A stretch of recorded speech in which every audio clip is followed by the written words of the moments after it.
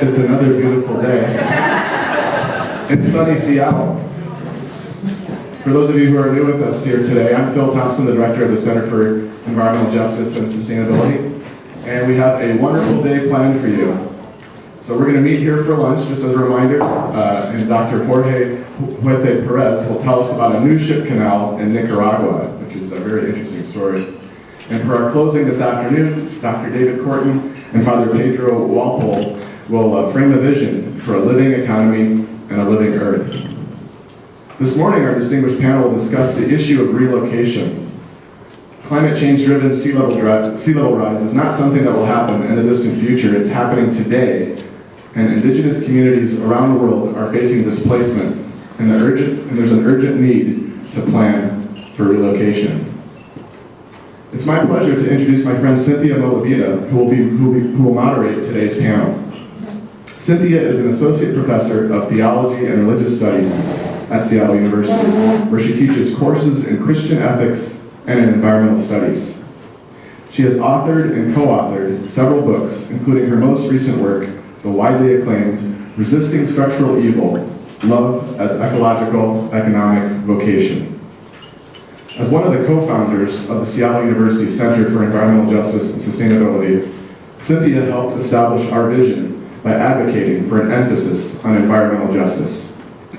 She earned a PhD in Christian ethics from Union Theological Seminary and also holds degrees from Wesley Theological Seminary, the University of Washington, and St. Olaf College. Please join me in welcoming Dr. Cynthia Molavita.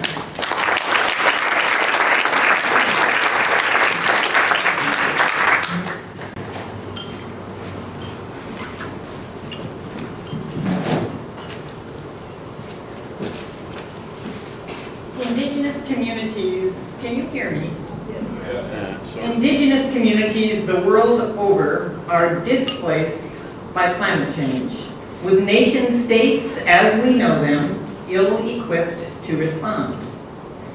What new cultural practices, social arts, political compositions, community redesigns, previously unimagined questions, and new ways of perceiving reality will enable the uprooted to endure, build home, and flourish into a livable future. We welcome you to a daring, unscripted conversation exploring this question and perhaps generating new questions that will forge paths to a life-giving future for communities who must foment new forms of re-inhabitation in the margins created by climate change, as well as historical dispossession and the reigning power alignments. It is a daring conversation because it is unscripted. We do not have many presentations to give to you at this point. We have interaction. We'll move through this conceptual dance, that is this session, in 3 phases. First, for 15 minutes, we will frame the conversation through the story of Kivalina, which is one particular relocating community in Alaska, setting it in its local and its global context. Then we move to our panelists for a 30-minute discussion amongst them in response to this story of Kivalina. And then finally, we'll do a 5-minute wrap-up. You have the bios of these panelists in your program, and I'm not going to take up their speaking time by iterating all that you can read. Would you note just briefly, however, the following. Michael Gerace, who is an artist and architect, and Jen Marlowe on my left, who is affiliate professor of law at University of Washington, will do the 5-minute framing. They are the co-curators of Relocate, which is a transdisciplinary, global, evolving, very porous collective that is innovating pathways for relocation in Kivalina. They've been intimately involved with Kivalina for the last 3 to 4 years. The 6 panelists were invited for their expertise, their brilliance, and their creativity, both in innovative thinking and in practice, related to the issues that are explored and uncovered in this session. They are P. Joshua Griffin, a doctoral candidate in sociocultural anthropology at University of Washington, who is also an Episcopalian priest and the third co-curator, along with Jen and Michael, of the Kivalina Relocate Project. Jeff Howe, over here, second from the right, is Associate Professor and Chair of the Landscape Architecture Department at University of Washington. His practice focuses on community design, design activism, and cross-cultural learning around the world. Michael McCarty, who is smack here in the middle, is Special Assistant to the President for Tribal Government Relations at the Evergreen State College. He is former chairman of the Makah Indian Nation and is board chair of First Stewards, a coalition of indigenous communities working to advance adaptive climate change strategies. We have Bob Mugerauer, who is right there, yep, a professor of architecture, urban design, and planning at University of Washington. He is a phenomenologist who brings qualitative and participatory methods to bear on the complex issues underlying environmental health and well-being, particularly in urban ecologies. Christina Roberts, on the far right, is Associate Professor of English and is Director of the Women and Gender Studies program at Seattle University. She is a woman of Provence and Assiniboine descent. Her work focuses on the poetics of displacement and the importance of Indigenous narratives, especially for Indigenous youth. Kalini Young, third from the right, is a Native Hawaiian transgender woman scholar activist. She's an organizer with the United Territories of Pacific Islanders Alliance. She is a doctoral candidate in sociocultural anthropology at the University of Washington and is considering resistive homemaking and Indigenous survivance among houseless and home-free Native Hawaiian communities on Oahu. So you can see from those brief introductions why they are selected to illumine the questions at hand in this hour and a half. I wish we had a week and a half to pick their brains, but we'll work with it in an hour and a half. I'd like to turn now to the first step in this dance, and that is to Michael and Jen to frame our conversation and pose its generative questions.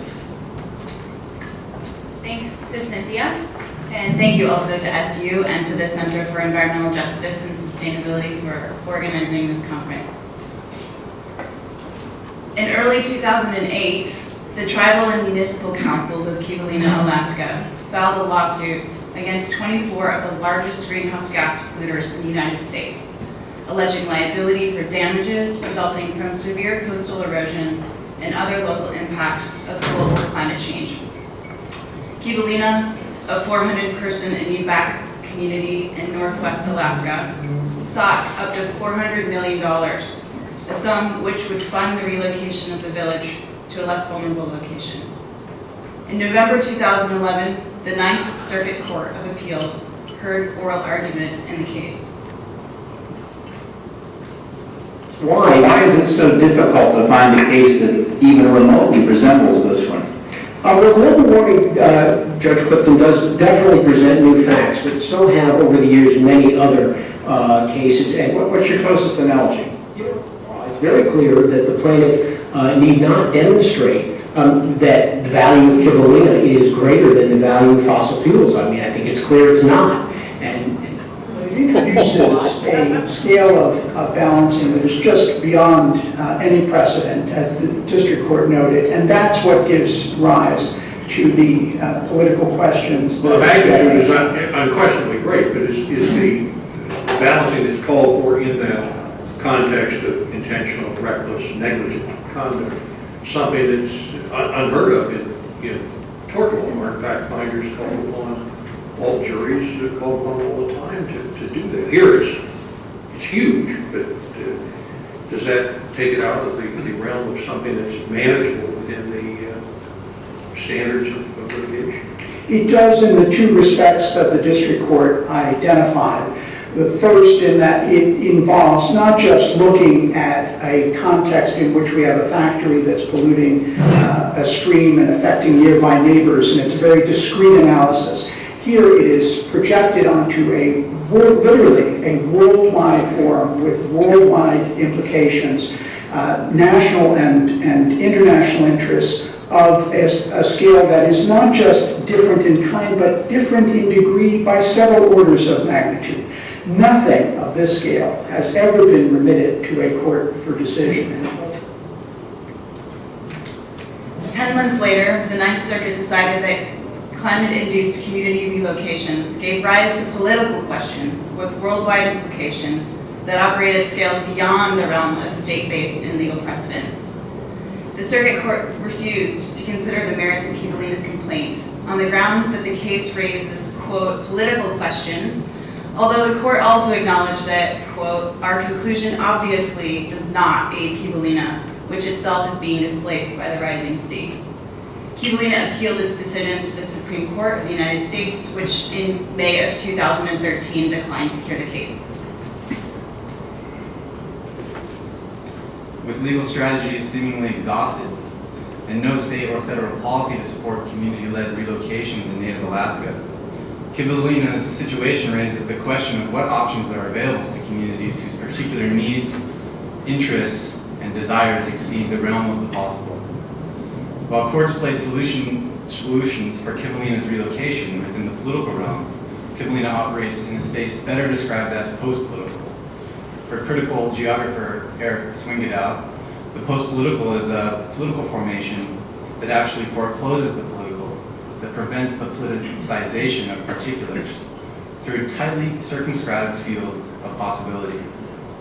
More specifically, he argues, today's post-political condition is one in which a consensus has been built around the inevitability of neoliberal capitalism as an economic system, parliamentary democracy as the political ideal, humanitarianism, and inclusive cosmopolitanism as a moral foundation. If the nuances of Kivalina's legal claim provide a particular window into a post-political situation, so too does a careful interrogation of local history and the built environment. For Kivalina, a contemporary climatic vulnerability has its root in the Bureau of Education decision to construct a school on a shifting barrier island in 1905. Constituting a formally autonomous nation, the Kivalina people were semi-nomadic, moving seasonally in accordance with animal migrations throughout a more than 2,000 square mile territory. You can see the map on this slide here of the traditional territory. Compulsory education in missionary schools not only criminalized Inupiaq language and knowledge, but also initiated a process of forced sedentarization onto a 27-acre site previously used as a summer hunting camp. While the people of Kivalina expressed an interest in moving the village as early as 1910, petitioned for relocation in the 1930s, and considered the option again seriously in the 50s and 60s, it was not until 1981 that the community first voted in favor of relocation. At that time, as a means to address the desire for water and sanitation, an emerging sense of overcrowding through the construction of new homes, and to create economic opportunity. By the early 2000s, rapid environmental change, brought on through global warming, would transform Kivalina's interest in relocation from a strategy to meet basic needs to an apparent existential necessity. My involvement basically started in the early 90s when I was tribal administrator for the Native Village.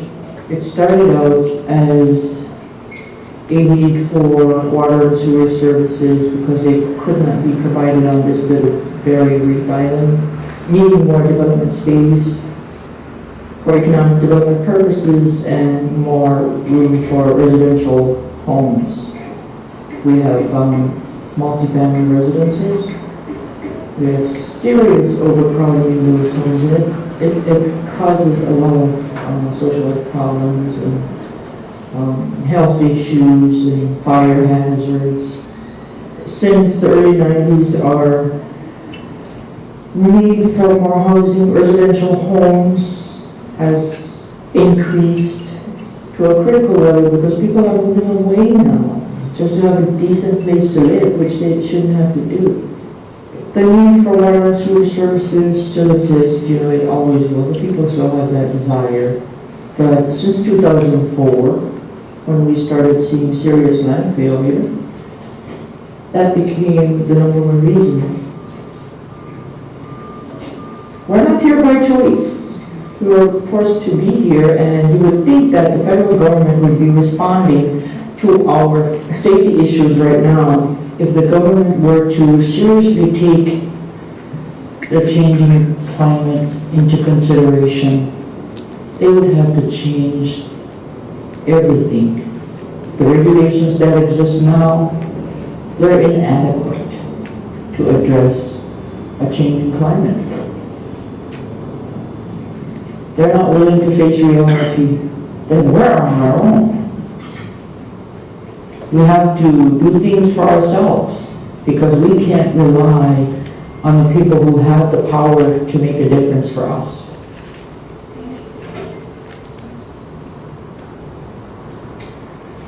A close read of Kivalina's multi-decade relocation effort reveals a political context, as we've seen through these slides, characterized by an absence of policy to address the community's self-identified needs, the experience of state abandonment, the inadequacy of legal solutions, and incessant governmental calls for consensus.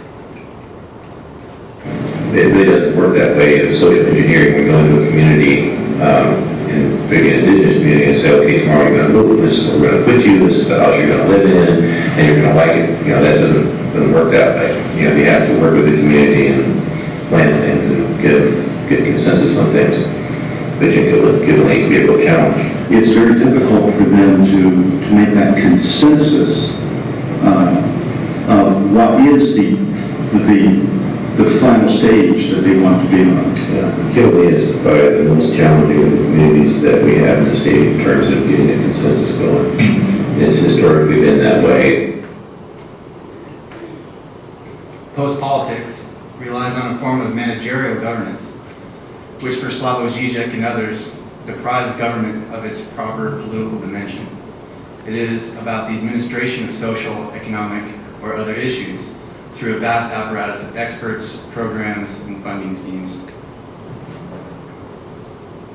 And I think part of the issue is, people think of the state as like a single person of one mind. And, really where a lot of this infrastructure funding is flow through funding from the federal government or has its own rules. And so it's what you will see is infrastructure investment in a community like Kivalina or Shishmaref or Utah is kind of hit or miss depending on the funding stream, because some federal funding says, if you're a community at peril, we're not going to make that investment in there because, if you're going to move, we're not going to put in a 50-year system if you're going to move in 15 years. Is what you've seen is, especially in those communities that have said, we're been designated in peril because of erosion and coastal thing, is they're not getting the same level of investment in facilities here as they are now. And that's sometimes the difficulty in any community is they see their world and they think, well, why is the government in here doing all these things? Well, we may be in Kivalina that day.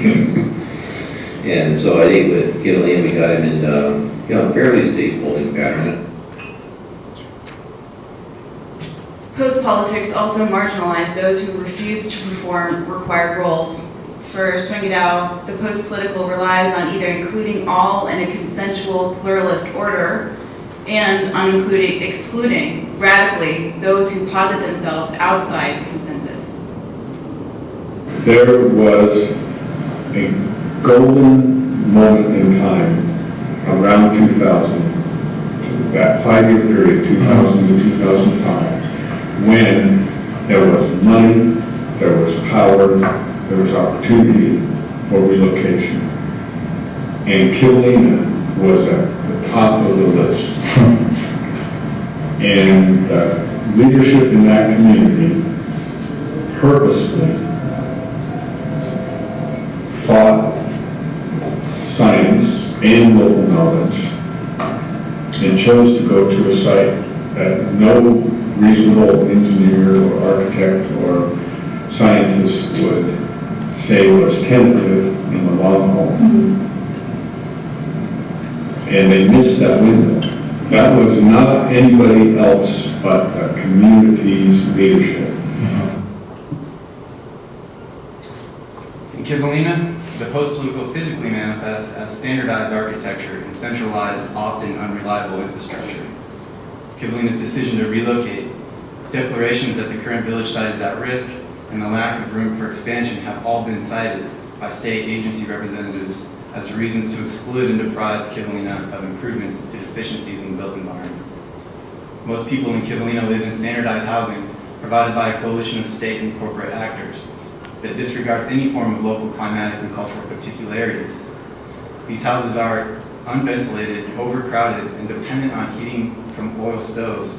In the winter, bills can be as high as $900 per month. Kivalina's government provided water supply as a centralized watering point. Families bring containers by four-wheeler and snow machine to a tank at the center of the village, supplied by water from a nearby river, poisoned by the Red Dog mine to fill for use in their homes. The system is highly unreliable. Pumping hardware is often broken, and without in-home water supply infrastructure, the city lacks the ability to tax homeowners and is consistently underfunded. Alternatives to exclusively state-based solutions for relocation appear necessary, imminent, if not inevitable. Climate-displaced communities around the world have begun to experiment with new approaches for relocation that not only mitigate the threat of climate hazards, but capacitate and valorize the flourishing of particular subjectivities, ontologies, forms of cultural practice, and built environments. Such experiments include mobilizing global media, leveraging online social networks, and cultivating new partnerships at multiple scales. In mid-2011, the Social Arts Project Relocate began to take shape through an iterative process of immersion, discussion, provisional understanding, speculation, proposal making, critique, and revision between Kivalina's tribal and city councils, community members, and a group of global curators.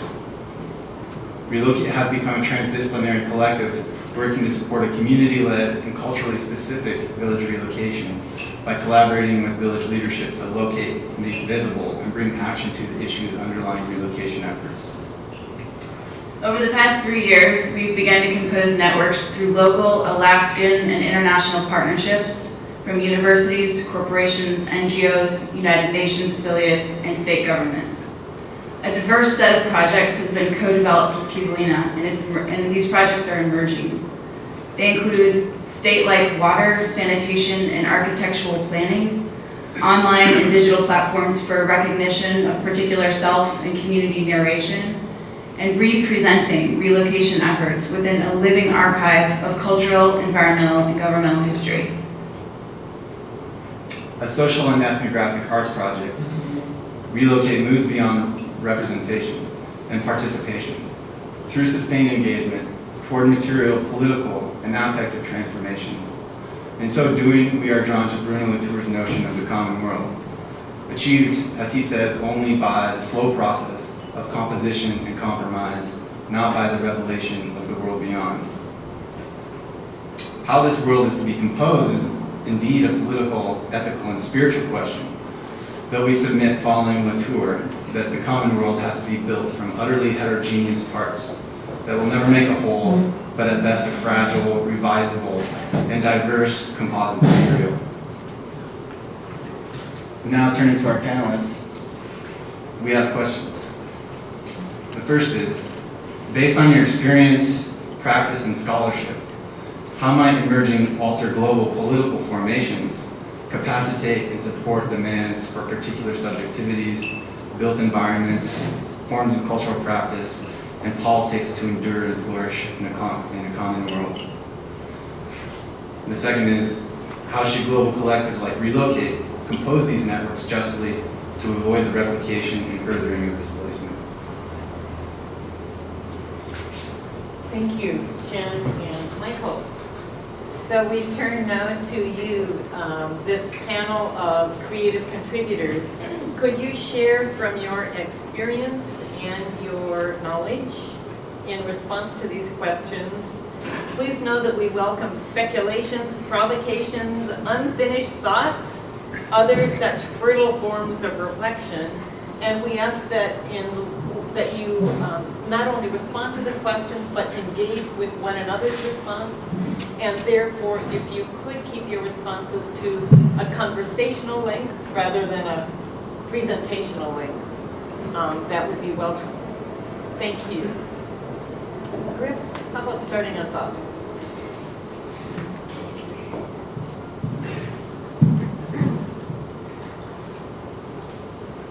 Well, maybe to reiterate the question in another way, or part of the question, it's often said that, we live in a common world, this global world. That's also framed as this concept of the Anthropocene, which is this age where humans have realized themselves, or maybe unrealized themselves, as geological actors, and the human at the species level is sort of responsible for modifying the planetary condition. And this idea of some sort of, within that is this tension between what is universal and what is particular.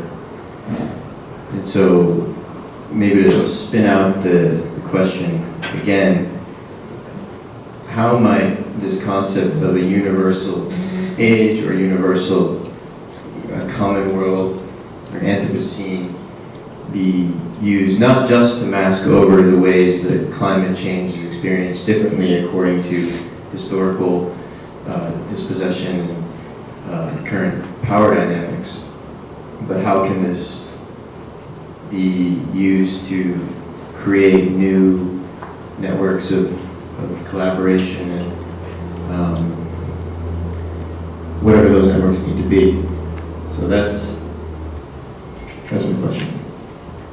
Well, to follow that and pick up from one of the last comments about Latour, I think part of what we see is that we need to think much more radically because the kind of pitiful incremental steps that go from blaming the victim and you're here and you don't have what you need and it's your own fault and it's going to be taken away by climatic changes, and now what are you going to do tomorrow? And you don't have any resources. As long as we start with sort of the forced, pitiful downfall, we're not going anywhere. It's just managing the next silly step. And I think when Latour is talking about recomposition, he is talking about something much more radical. How do we put things together? And so I think the question then becomes much more powerful if we take a given community, because it isn't a question of particulars. If we take a given community, what does this particular community need to thrive in its own identity, which involves not only the people, but the animals, the natural world, because Latour is big on things being actants too. So what's necessary, for instance, for a given, whether it's this group or another, what's necessary for the group to compose a life world that's meaningful, where they can thrive? And you have to start, I think, with that, and then see how you can force the conditions for that to come about, and not just always go from where you are.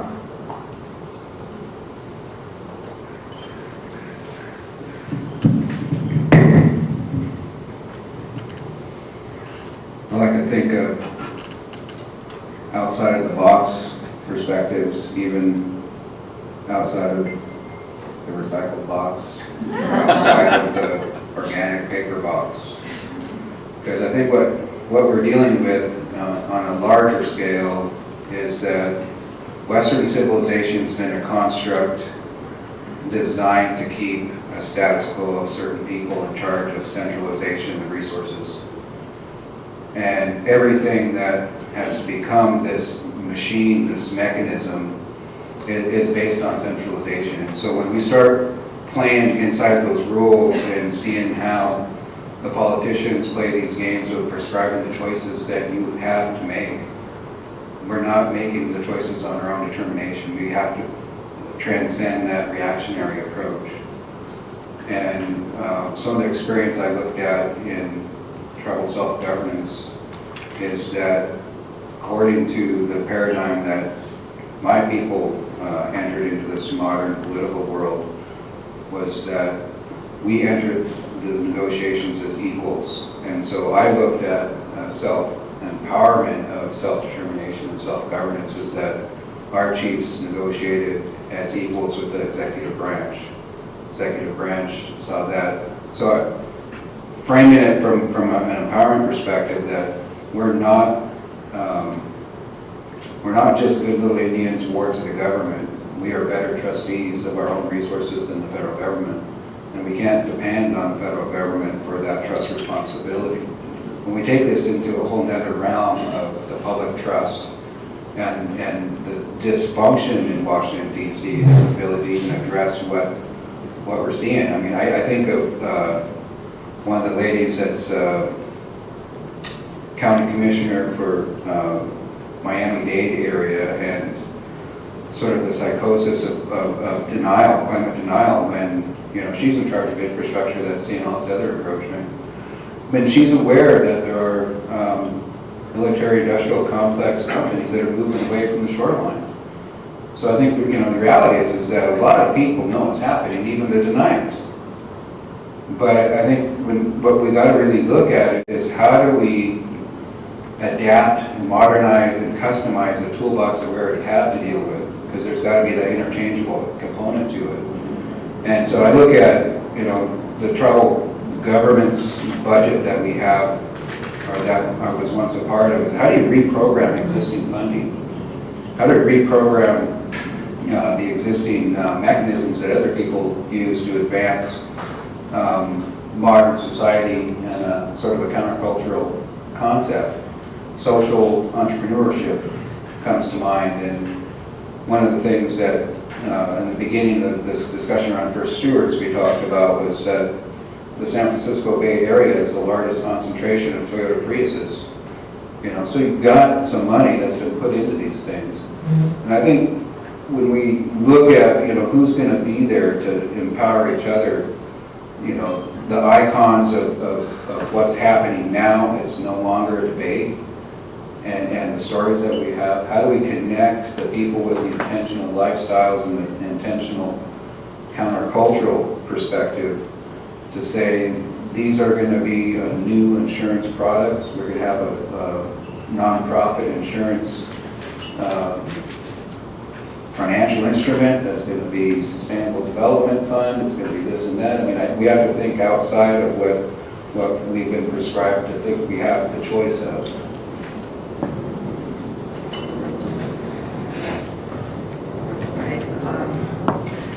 So I work in Hawaii in the home field, and I think a lot of the work that's now being done in Hawaii to kind of address these larger problems is to look at indigeneity through a kind of historical lens, and kind of centering not so much so getting away from kind of egotism and focusing on ecotism, and centering Papahanaumoku, or Mother Earth, in our post-political resistive struggles against neoliberalism and the ongoing devastation to our land. And so working with houseless communities in Hawaii has been really interesting, because I've learned a lot about kind of how people work both within, through, and against the system to create this kind of new material where different communities come together to support Papahanaumoku, to support Mother Earth. And one of the things that I found really inspiring is the way that people who are living outside who are houseless, who are living on the beach, maybe receiving some kind of aid from some nonprofit, how they're engaging in resistance struggles that really bring different kinds of communities together.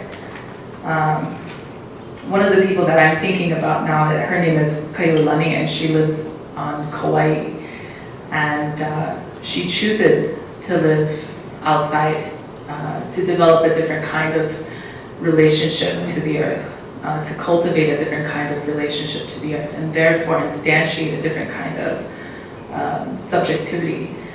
And she's part of a larger collective, and so I'm finding it increasingly interesting how there's these kind of transnational solidarity collaborations happening with, houseless communities in Hawaii and larger projects for sustainable futures and decolonial futures. So Kaiulani recently went to a Department of Interior hearing. Maybe some of you don't know, but Hawaii is a number of people in Hawaii and internationally are engaging in a larger independence movement for Hawaii to de-occupy Hawaii because Hawaii is currently illegally occupied by the United States. And that has had detrimental effects on the environment. And part of that violence has included the dispossession of Aina, the rise in speculation, which causes a number of people to be forcefully removed from their homes because they cannot afford rent, but also part of this larger historical narrative of indigenous disappearance where, Native people are seen as somehow less valuable. So back to Kaiulani, she's really advocating, so she's a teacher, she's a teacher in Hawaii, and she's currently houseless. She's living on the beach in Anahola, Kauai, and she's calling, she's going to these Department of Interior meetings where the US federal government is really, and other stakeholders are really pushing Hawaiians to abdicate their right to independence through these games of recognition. So they're really pushing Hawaiians to choose federal recognition so that there can be another kind of usurpation of Hawaiian power and the power to resist against these larger neoliberal forces. And she really brings to mind this idea of, creating a different kind of warrior subjectivity that's really rooted in protecting Mother Earth. And so I think that's kind of where we need to be, kind of focusing on getting out of the anthropocentrism and back into an ecocentric mentality and kind of building solidarity and our subjectivities around that.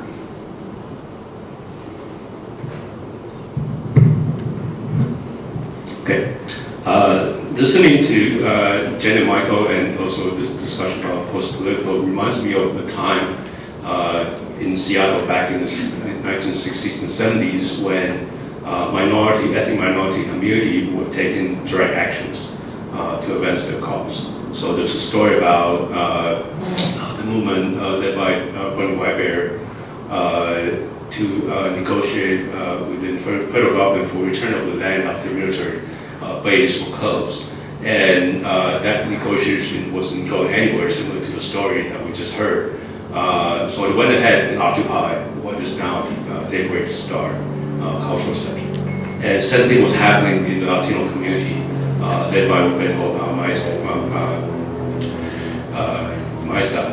And they occupied a school that was closed because of decline student population, and turned that into a community center and resource base for the community.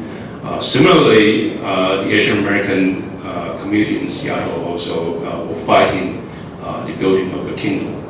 And the stadium that was supposed to be sited in Queen Anne was obviously not acceptable to the community there, so they chose the international district as the site for the stadium. So the community took to the streets and was successful in having the city designate the district as a historic district. And even though the stadium was still built, they were able to leverage their opposition for support from the city for all kinds of social services, which allowed the community to thrive and continue to this day. And so maybe it's a time we need to go back to taking direct actions and be radical and to take on the system, to think about how the ways that we can work outside the logic of the political institutions. And there's another instance that kind of reminds, that this kind of discussion reminds me, which is kind of the recent affair in Taiwan, which I came from, where there was a trade agreement that was being proposed. It was already kind of signed between the two governments, the government of Taiwan and the government of the People's Republic of China.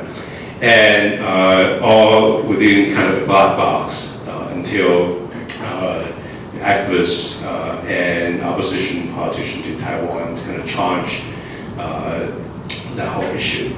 But the parliamentary system is such that there's no way to overturn that agreement. And so the students, kind of directly and indirectly inspired by the Occupy movement, went and occupied the parliamentary building for about 22 days. And that completely shifted the discourse and debate in the country. And so now the agreement is stopped, and something that was not kind of imaginable. And that speaks to the power of radical actions in challenging the political establishment.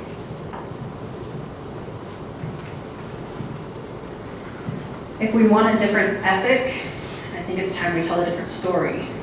It's important to understand all of the federal regulations and the international complexity of the issue that we're dealing with, but what happens in the face of that complexity is cognitive dissonance. We're overwhelmed with the complexity. There is the human side, there's the political side, there's the economic side, there's the climate side. And so many of these elements risk miring us in admiration of the problem. Every generation, I feel we're inviting the youth to be fascinated with these problems that we've inherited. And I see all of us in this collectively, no matter our involvement, no matter our intentionality with which how we educate ourselves, how we educate the next generation. So there are a couple of pieces that I think about that I can offer panelists as well as the community that is gathered here today. Decolonizing our methodologies, Linda Smith. It's past time for us to decolonize our methodologies. And one of the places where we are all indoctrinated into various systems and ways of knowing that normalize patterns that cause harm is through education. And how can we radically transform a system that invites next generation and even our own generation to see the world in ways that are obviously flawed? The competition models, the materialism, all of these various pieces that are coming into play in this complexity, how can we be in conversation intentionally about inviting the youth to participate in that radical transformation that is much needed? And so the last couple of thoughts that I'll offer is the importance of divergent thinking, and how, as here we are, all of these experts or community members are invited to be in conversation, and yet our capacity for divergent thinking in many ways has been compromised by our disciplinary ways of thinking, by our experiences with education. And so what I appreciate about this opportunity is it gives us that space to dare to imagine, to inhabit that radical horizon of our imagination. Think about Zizek, for example. Radical horizon of our imagination to conceptualize of possibility instead of wasting, and I would go so far as to say that, instead of wasting so much of our energy in justifying or defending or even understanding some of this complexity.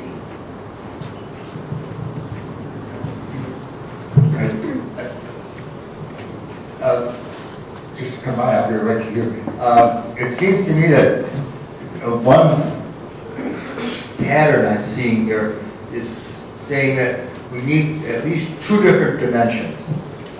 One is to start fresh back to Latour and recompose in a way that a group would want it to be conceived.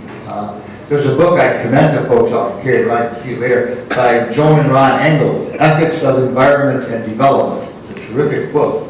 And they point out that when we make environmental choices, we're choosing between entirely different life worlds. And so I think on the one of my 2 points is that the circuit court had it right. Ooh, it's political. Well, damn right it's political. Because, you know, are we going to somehow care for this community or oil? Well, as long as we're not willing to say that's a choice that needs to be made and deal with it, nothing's going to happen. So we need to be more aggressively political. And then I think on the other hand, mention of insurance, which is complicated, and I hope you'd say more, but on political action, it's like, if you could say it's this life world that needs to be aggressively stood up against oil, well then what are the actual mechanisms to do this? And it's things we have, like multiple kinds of insurance and multiple means, or political action. So we've got means to do this, but I think we're saying we need to stand up and use those. No, it's all good. I think about, you know, trade-offs of us and them and these other things about we're a community of human beings. Some of us are invested in oil, some of us are invested in our families and our cultures and our communities. We're all on the same planet, we're all a part of the situation, therefore we have the opportunity to become better partners in the solutions. And I think about direct action, I'm excited to hear that, and then the education component, because one of the things that I'm charged with in my new role at the Evergreen State College is about indigenizing the curriculum. It's about looking at some of the limiting factors in indigenous lives in what we call America today, is that there are 3 pretty challenging limiting factors that challenge our Native students. And one is that there is social problems and we have dysfunctional homes. It doesn't matter how many people in a classroom are coming from a dysfunctional home, that behavioral health can disturb the learning environment for everybody. Then we're not embracing that traditional value of teaching our own people. We don't have enough Native teachers. And so our kids are coming into these classrooms with a question about authority, and they don't respect the authority of the teacher at the head of the class. And then, I think most importantly, the curriculum doesn't relate to us Indians. It's a colonial system that's been put on us as well as everybody else in the world. So, you know, we have been on this boat ride of Western civilization that's kind of taken us away from the beauty and diversity of mankind on this planet. We've been pre-prescribed to beef, poultry, pork, you know, simple things that have been centralized. So thinking outside that box and indigenizing curriculum, I think is really foremost and probably one of the best self-determined acts of sovereignty is to do that. And I think that means anybody with our own ethnic background, but we can celebrate our diversity. But I think direct action in a sense too, I mean, one of the problems I see, and it's kind of a constructive criticism about sort of this Idle No More movement and the coal trains. It's like, yeah, you can bring drums to the conversation, but what are you gonna have? Mad Mothers Against Drunk Drivers. They did something. You know, think about what are these movements, they all ultimately ended up in some kind of a policy. And so we have to have this whole comprehensive pathway and goals and objectives that we can mutually agree upon that embrace our uniqueness and embrace the goals and objectives of individual communities. Nia Bay's got different toolbox than Kivalina. We have, you know, to figure out those different pathways on how do we reprogram existing intentional lifestyles that do involve the toolbox of money. And I think with another action, the Zapatistas getting encroached upon, being dislocated by the agribusiness that was being imported into their own homelands. They planned methodically for 10 years. We don't have that kind of time. Ocean acidification, sea level rise, melting of the permafrost, all these things are happening right now. And thinking about, well, what did the Zapatistas do? They went straight into the records of real estate. You know, they had a goal. It wasn't just a direct action. There was a deliverable at the end of that action. So I think it's a fascinating conversation, and I like how interdisciplinary it is. And that's back to education. How do we empower this coalition of people already committed to doing the great things that we need to do and the great things that we're actually being forced to do? I'd also like to make a recommendation for reading, because we talked about education. I'm glad that you brought up education, life worlds, and toolboxes. There's a book by Noelani Goodyear called The Seeds We Planted. And it's about using the tools that are available within a settler state system to create an indigenous education base. And what that means is she really looks at how do we reconnect our children, our mo'opuna, to the aina, to the land. How do we reteach them land-based literacies? How do we teach them sustainability within this particular environment, right? So in Hawaii, thinking about the Ahupua'a system, which is the system that Native Hawaiian, or Kanaka Maoli, I would prefer to say Kanaka Maoli. I don't like the term Native because it has a tendency of, there's a tinge of dehumanization word Native, especially within a Hawaiian context. But anyway, the Ahupua'a system runs from the mountain to the ocean. And within the Ahupua'a system, the ohana, or the extended families, work together and shared resources. So if you lived on the front lines, you would, trade with people who lived in the valleys and the mountains, different foods and vegetables and whatnot. But this could be a model for how we think about collaboration. It could be a model for how we think about developing different kinds of alternative educational literacies and curriculum. And also, I think what's important at this moment to think about, because there's a question about policy, but there's also something, I think, deeper, and that's like thinking about how we feel about things, like the empathy. How do we empathize? And really kind of challenging. I'm really thinking about this idea of settler empathy and what that means. And how our feelings are really molded by a kind of settler state institution. And how, like, for example, like Locke's private property laws really kind of, transform the way that people, particularly indigenous people, relate to the earth and relate to understandings of ownership and understandings of resource management and those kinds of things. So I think that there needs to be an indigenization, of course, of our curriculum, but I think, and working towards kind of transforming policy and implementing new policies, but I think also we really need to kind of connect on this like deeper soul level and thinking about, radical resistance approaches to creating solidarity. And so when I'm thinking about the Mano Wahine warriors, or the strong women warriors, and the Kanaka Maoli warriors in Hawaii, who are, choosing to live outside, to recultivate a deeper connection with Mother Earth. It's not a poem. I mean, this is like for real. This is direct action.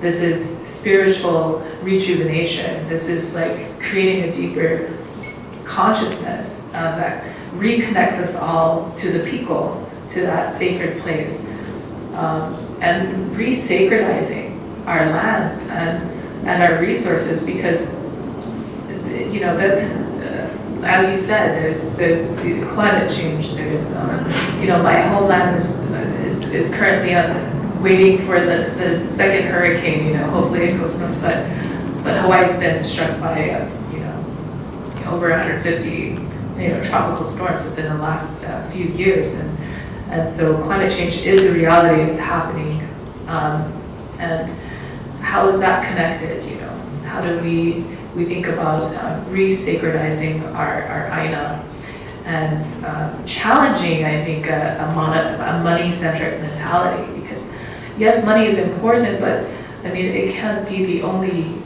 sustainable means by which we create alternative frameworks for thinking about resistance.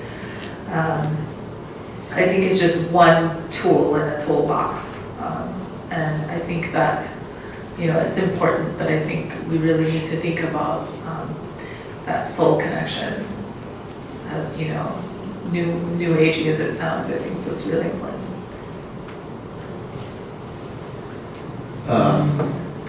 Yeah, two things come to mind for me based on the last comments. I really appreciate Micah's point around sort of action with strategy, sort of, action in the context of strategy towards engaging institutions for change. I mean, there's this tension, I think, within more radical thought or critical theory around this sort of like autonomy and exodus from the existing system, which has been more associated with sort of coming out of Italy and Hart and Negri's work. And then this critique of it from people like Chantal Mouffe, who's sort of sympathetic to the goals, but says, I mean, and Bill Connolly, like these, like electoral politics, institutions, these are terrains of struggle that need to be engaged, but at the same time, this sort of standing up, doing things for yourself, these kinds of actions that Jeff is talking about, and Kalani is pointing to, there's this restorative and extremely powerful on multiple scales, sort of representationally and spiritually, something that happens with that kind of work. It's also very dangerous too, especially today. And so I think it's pointing to that tension between sort of autonomy and engagement in that. And the other thing that stands out to me, just hearing Kalani use the word empathy, and this sort of critique of empathy from a distance, sort of people who sort of want to support communities that they see, like Kivalina, engaging in sort of concrete struggles from within very trying, challenging situations.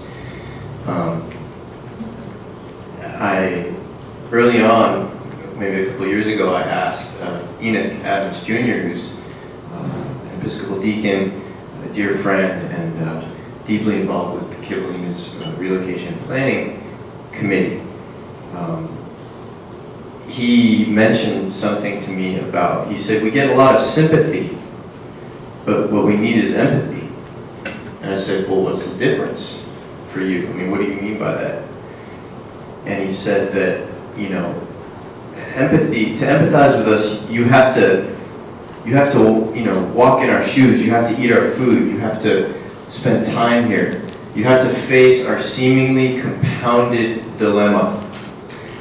And, so for him, in a sense, there's no way to really begin to understand, and of course, I guess this is why I ended up in anthropology, because it's largely a method that tries to do this. There's no way to understand something without beginning to inhabit the space, sharing the meals, and being, in that context through bodily and what's as much as what isn't said as what is said, being in space together and beginning to slowly, provisionally understand context. So I think that's just to raise 2 points about empathy. One, the difference between the sympathy at a distance versus this kind of deeper transformational empathy, which he also said takes time, takes an enormous amount of time, which again is this tension between time, what we have and what we don't.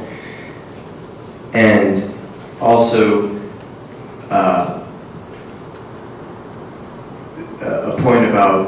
methodologies that we bring, you know, like,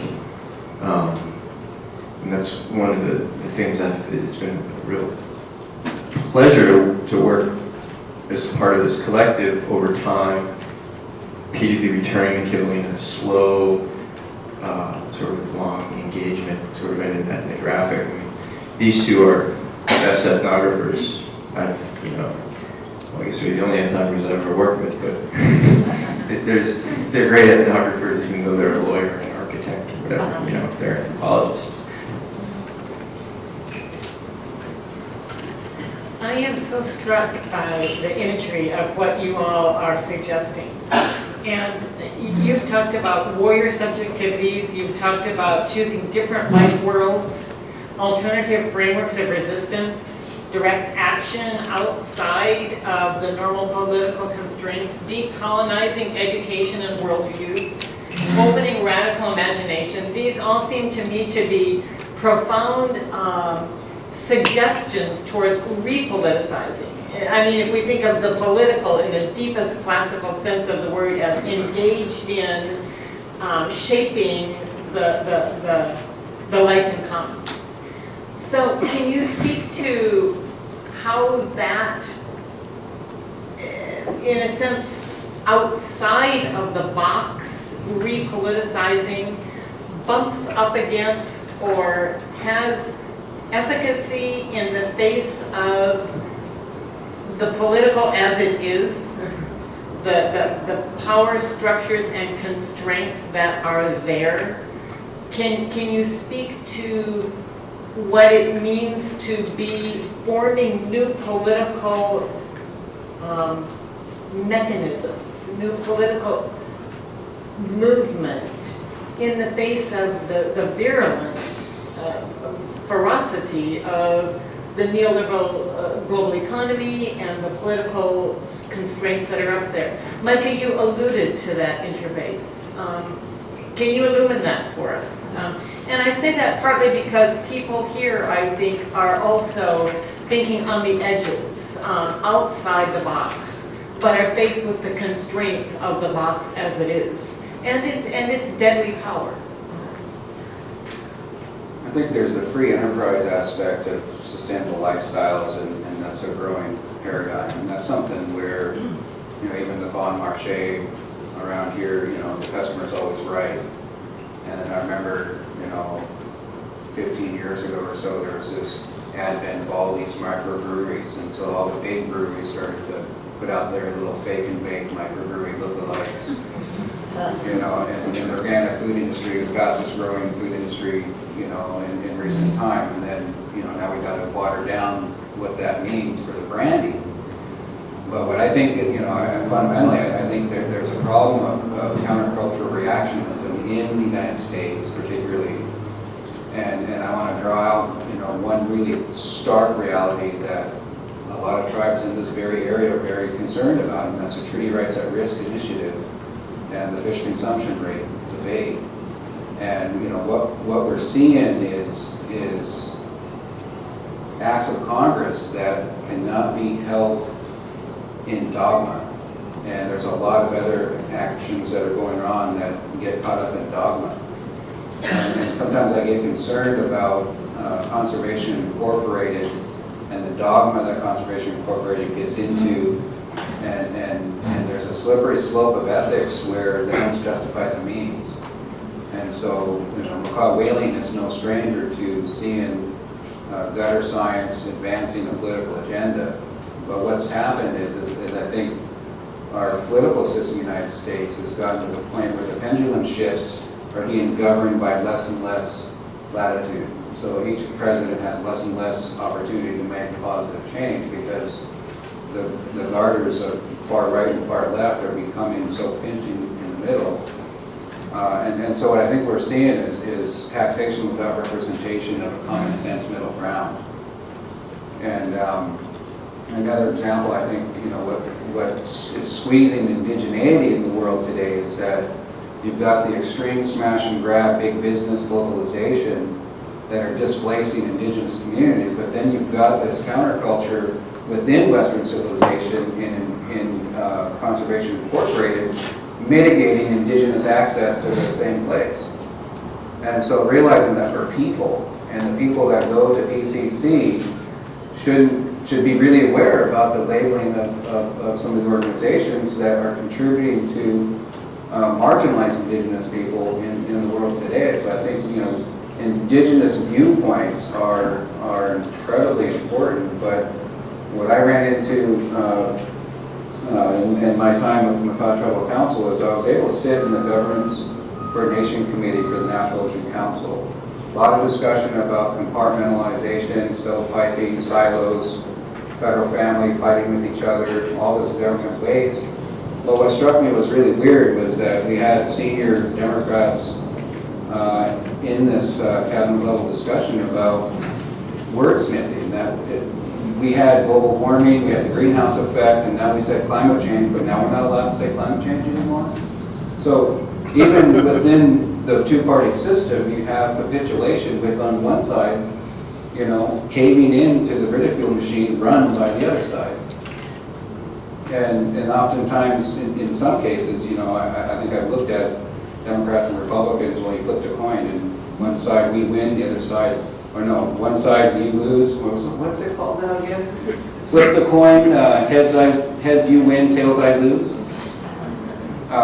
So, I think a lot of indigenous leadership, really doesn't have full, solid support, on the Democrat side, and you've got arrogance on the Republican side.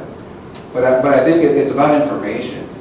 It's about education. I think the intentional lifestyles can't be siloed and dogmatic either. And it goes to natural resource management issues, it goes to environmental protection. One issue about climate change is the chemical thing that's happening, it's ocean acidification. I look at that as the continuous oil spill that's hemorrhaging into the atmosphere. Where does it go? It doesn't leak. And so all of the oil companies, all of the carbon people, that are actually altering the chemistry of the ocean. Where's the natural resource damage assessment matrix there? But for traditional or for treaty resource managers, some conservation incorporated want to use ocean acidification as yet another reason to take people out of the environment, where we're still functioning elements of the ecosystem no matter how you look at it.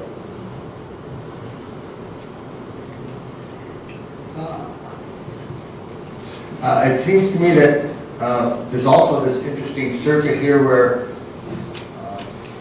the big or more radical thoughts, I think, are not contrary to the practical thoughts, but they really connect back. Because on the one hand, if we take the big idea of politics, how do we recompose the politics?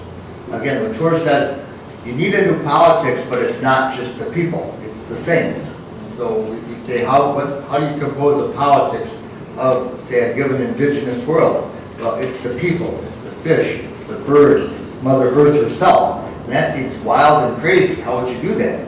But I think if you put it together and you're not timid, actually it's very pragmatic. Because it's not the case, pragmatically, that we are, humans are the only ones saying things. We're just too damn stubborn and deaf and dumb to listen. It's not as if Mother Earth is not speaking. The fish are dying and going away and not there to feed us. And their storms are too great and overwhelm us. And organisms are poisoning us. So all around us, the other parts of our political world, organisms, animals, plants, birds, fish, and the earth itself are part of the political sphere.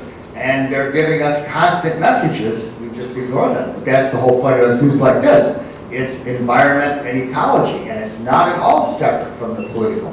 So I think the pragmatic, if we listen, is the same as the big idea of who needs to be included.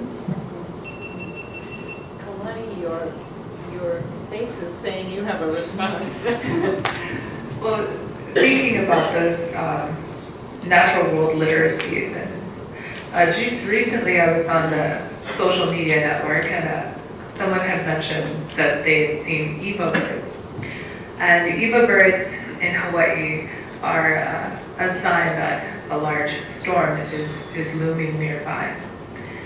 And and I remember when I was younger, I was in Hawaii when Hurricane Iniki hit. And this is indigenous knowledge. These birds, who are part of our extensive network, who are our allies, are communicating with us through a ho'ailona, or a metaphor, a sign, saying, hey, danger is up ahead, prepare. But not only prepare, they're also saying, you know, malama aina, take care of the land, you know, and take care of each other. It's like, why are these indigenous concepts, why are they not on their own something important for us to listen to? Why does it have to be interpolated into a political structure that often disempowers our voices, right? So I think that a lot of times the dogma connected to, say, direct action or political resistance or manavahine, warriorhood, is really about a pragmatic repositioning of how we think about our connections to the natural environment. And it's not so much about a reaction as much as it is about an insistence that, you know, so just recently, Kumuhina Wangkalu, who is a Native Hawaiian Mahu trans woman activist and political leader in Hawaii, said, you know, we need to kind of get out of resistance and think about insistence. How do we insist using our, you know, locally based networks and transnationally based networks to, you know, work from different fronts, you know, whether that's in the political economy, whether that's in the front lines, whether that's working within churches, but kind of building this multi-front against, you know, the broader neo-colonial projects to usurp our natural resources, to continue this project of maintaining greed in the world.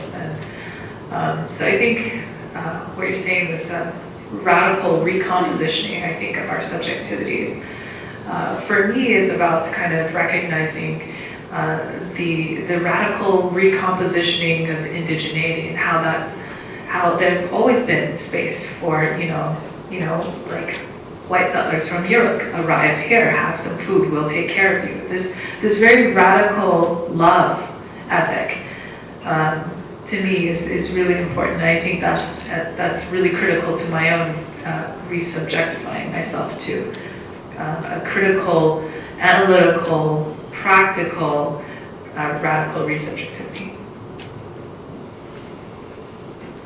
Jeff, I was just going to ask, Go ahead. knowing some of the history that you brought to the table of some of those forms of radical resubjectivity in Seattle, can you respond to some of these recent comments? Sure. I think, going back to some of the examples that I mentioned before, I think there's a kind of tendency that we associate these kind of radical transformative action with certain kind of events. So the Kindle was one that kind of galvanized the opposition. But I think going back to some of the points that others have made before, I think in addition to those kind of transformative kind of moments, there are also these kind of small scale, everyday action that lead up to that particular moment. And so we need to be working on from both ends to, you know, organize a community at everyday kind of level, but at the same time kind of seeking out those kind of transformative moments in order to generate, or in order to kind of scale up and kind of bridge with kind of allies that could be supportive when the moments arrive.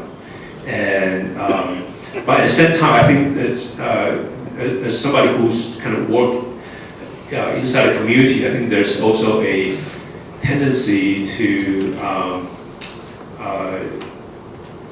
kind of forget about the political when we engage with it every day. When we have to apply for grants and funds, we kind of lash ourselves into the systems again. And so I think the key thing here is to be kind of self-critical And that, I think, introduced the notion of kind of subjectivity again, and that's kind of the point that she's made. Christina, in light of what's been said here, I am really intrigued by your language of the poetics of displacement and the role of narrative, and your challenge to us of thorough reconstitution of imagination and worldview. Can you speak to how some of those concepts would illumine the situation here regarding displacement and also in particular the Kivalina situation? Thank you for the question. Goodness, there's so many layers, and my mind explodes with all these possibilities, and that's part of what I think my personal challenge is like, how do I rein this inspiration, this hope, this radical love, and transform this spiritual kind of essence that I have into something that's tangible and concrete and able to be shared and something that would translate and cross boundaries. You know, this is part of what the challenge is with addressing a question like this, because there are two things that come to mind. I think about how there's a French theorist by the name of Badiou. I've been reading some of his materials, and what I appreciate, I was drawn to it, and I was devouring this work. And the more that I thought about it, part of the reason I was drawn to it, and I'm thinking specifically about his point, and again, I'm probably botching it, but bear with me, something along the lines of any articulation of good is an invitation to then recognize what evil is. So in other words, that you have this is the solution, here is how we fix the problem. You have the solution, and then suddenly you've created a problem that didn't necessarily exist before, which is why I love to be home free. The language that we use, instead of thinking of youth at risk, that they're at promise, instead of seeing that, using the labels, the terms that students are dropping out, I'm stepping out. And there was a time I stepped out of school when I was a 9th grader because of some of the things that Michael was saying, about I was not valued within that system. I had a lot of things that were going on in my home life that the administrators and counselors didn't necessarily care about. But the reason I mention these things is then imagining how we can embrace all of this in this radical act of love, in a subjectivity that isn't about creating a problem or creating a bad guy, and how I am always hard-pressed to answer a question like this because I have not walked in the lands of the Kivalina. I have not inhabited that space. I don't know the history, I don't know the stories, I don't know the people, I don't know the beauty, I don't know how people play. And part of what I would love to see in the world is a type of subjectivity where I think about Ralph Ellison's Invisible Man in the beginning when he is confronted again with another overt expression of racism. And what does he do in the face of it? He laughs. And sometimes I think the most radical things that we can do is to allow children to just play and to get dirty and to not necessarily be safe. Because I know I learned some of my best lessons skinning my knees up, and I was scrapping with my cousins, and again, of course my elders were there to correct me and say, hey, you don't need to be doing that kind of thing. But there's so much freedom. And that's what I feel like we're losing a lot of, being mired in some of these problems and are even articulating the solutions, the organic, the bike lanes everywhere. I feel every day that my decisions are so influenced by all of these layers. And sometimes I just want to sit there and I just want to laugh and I just want to be joyous and I just want to love and I want to eat and I want to, be in community with people. But at the same time, I think that requires our knowledge, our understanding, and this kind of radical transformation that means we need to connect with one another. And how do we do that? I am convinced that it is through the sharing of stories and listening and developing empathy if possible, but not with that gentrification development sense of I've got it all figured out and here's the solution to what's going on. More that let me listen. Let me hear, what are these stories telling me? What is the earth telling me? What is happening in the transformation? And the last piece I'll mention is in relation to Seattle, because this is a difficult space to inhabit. it just won't, I'll be brief, I promise, I see that we're running out of time, but Seattle lauded for its progressive mentality and approach, and the story of Seattle is one that is very troubling, because the treaties were signed in 1855 in this area, and 160 years, what has happened in this space and in this part of the country? And there's so much ignorance around that because of what's focused on and what's lauded, and this hierarchy. How can we take away and dismantle this hierarchical approach and recognize a radical pattern of relations with one another? I am, were you going to speak now? Please. I'm glad we, heard about SEAF and the city and the people here and the treaties. I look at treaties as one of the most effective environmental laws we have in this area. And there's an analogy. We talked about 150 years of the treaties, but this is the year of the 40th anniversary of the Bull decision. And we lost Billy Frank this year. And it's 25 years of the Centennial Accord with Washington State and treaty tribes. And I mentioned the Treaty Rights at Risk Initiative earlier in the fish consumption rate issue. And really what we're faced with is the stark reality of what the toolbox the tribes have to work with, and the will or the understanding of our neighbors in the Northwest here, particularly the I-5 corridor. And I want to tell you a story about the Marine Mammal Protection Act and the Endangered Species Act. And we have a friend in Hawaii that wants to do a comparative analysis of the lack of political will of the federal family to look seriously, have an honest appraisal of the stock assessment of green sea turtles in Hawaii. To a lot of Hawaiian natives are right now so overpopulated they're a detriment to nearshore habitat for juvenile fish.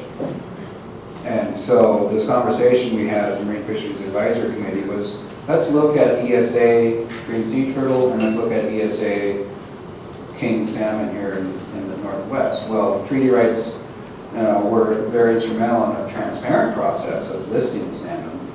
And the perception of Native Hawaiians is that it's a lack of transparency in delisting the Hawaiian green sea turtle. But now let's look here in our own backyard and think of 40 years ago, the Bull decision created a co-management paradigm, federal law, all these other things. And you might have a situation where maybe there was this much salmon and we're only catching 2% of that, which was a lot more than we're catching now at 50%. And then maybe we had this many people, but now we have this many people.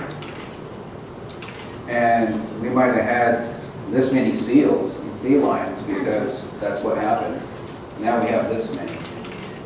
So, let's fast forward in reality, and what some people have seen through long-term observation is that the carrying capacity for seals and sea lions in Puget Sound is not what it used to be, and it may never be what it used to be. So there's this animal rights dogma that is really interfering with the ability of an Endangered Species Act recovery plan facing this Marine Mammal Protection Act that in this location probably needs to be changed. And one of my friends and cousins just recently passed was doing a documentary that killer whales aren't coming as far south as they used to because they're being outcompeted. So this notion of ecosystem-based management and looking at a holistic approach. We also have to account for how many toilets are flushing potable water in the I-5 corridor. So now we have another limiting factor, salmon recovery. So, the nexus here, I think, is public participation, public awareness, and the options that we have. In Tokyo, they have water faucets that drain right into the reservoir for the toilet. You're using that same water twice. We're not doing that here. And, the solutions are all around us, all over the world. It's about human awareness, telling that story, and becoming more responsible to our own sense of awareness, rather than listening to somebody else and looking at who's branding the story. And I think that comes back to just the fundamental human nature that we've seen a lot of people saying, oh, we're the most important NGO in the world, or, you know, tribal leaders want to be the most important tribal leader in the room. You know, kids in class want to be the most important kid in class. Well, we have to recognize that we're all a part of a family of human beings, and none of us are more important than the other. Some of us have been either bestowed, gifted, or condemned with greater responsibility. And anyhow. The limitations of time demand me to call, let's say, a bookmark in this conversation.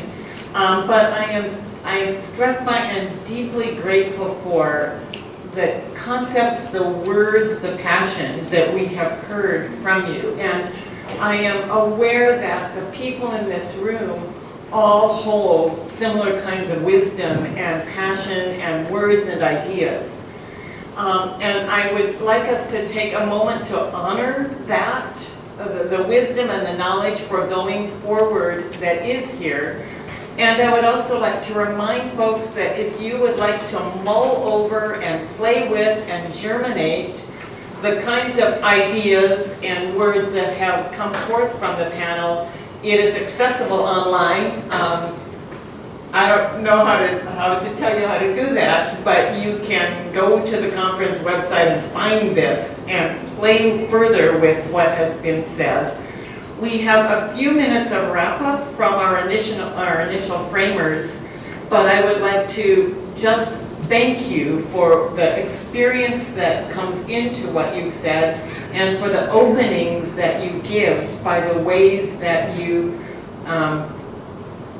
in particular, create through your words. So with that, could we move back to Jen and Michael for a couple minutes of wrap-up regarding what you have learned for your project from these comments? Yeah, the first comment is that we've been recording this from very... Can people hear? No. It's better. No. Yeah, we've been recording this, as Cynthia mentioned, and we'll be composing it into a video that we'll publish online where there'll be comments, sections, and things that are having a conversation. No. Well, I just want to thank all of you for being so honest with your comments, and I also am thinking here about, you know, how to distill what you've said into pragmatic deliverables and outcomes, because that's our goal here, and it's Kivalina's goal, and that's what we're together working toward. And, you know, I think about that case and the fact that I can't speak for anyone but myself, but I'm a plaintiff and I'm a defendant in the common world. You know, and so I have this identity that's participating in the state, and I'm also participating in counter movements that are going to expand the realm of what's possible. And so how do I straddle those two worlds? And I think, you know, in one sense, what I've learned from Kivalina is, you know, there's this ethic that, you know, don't bite the hand that feeds you. But Kivalina's done it. And they've also, you know, they've sued Red Dog Mine, but they've also worked with Red Dog Mine. And so I'm thinking, you know, it's not really anymore don't bite the hand that feeds you, but how do you compose with what's being fed to you? And, you know, what tools, as people have been discussing, come out of this? You know, there's education, there's radical love, there's politicization, there's reclaiming the political, there's a lack of critique, I think, is really coming forward. You know, let's not reinforce ourselves, but let's try to reinforce this common world that we're building together through opening to this new horizon of possibility. I think what I have is just simply a reframing of what I understand to be our initial question here. And it's essentially a question which asks, you know, as communities nurture and capacitate the particular, potentially through what has been cited today, for instance, the reinhabitation of hierarchically local political formations, material worlds, the reinhabitation of material worlds, forms of self, reoccupation of traditional territories, education, and somehow also maybe the universalization of subjectivities through art, then my question is, again, what takes form between those particulars? And I wonder, is this Zizek's problem of communism? Is this empathy? Is this radical love and human families? Is this policy? And are all of these things composed somehow into what Latour calls the common world? And it's still an ongoing question, and thanks. So let us move forward from this session, and perhaps bearing in mind this incredible juxtaposition of warrior subjectivities and radical love and empathy and profound political engagement in the cracks and fissures that exist at the margins created by climate change. Let us take just a moment, if you will, a few seconds to honor the power that is present within each of you and within the communities of which you're a part for moving into a livable future. Take, if you will, about 30 seconds just to sit with honoring that profound power.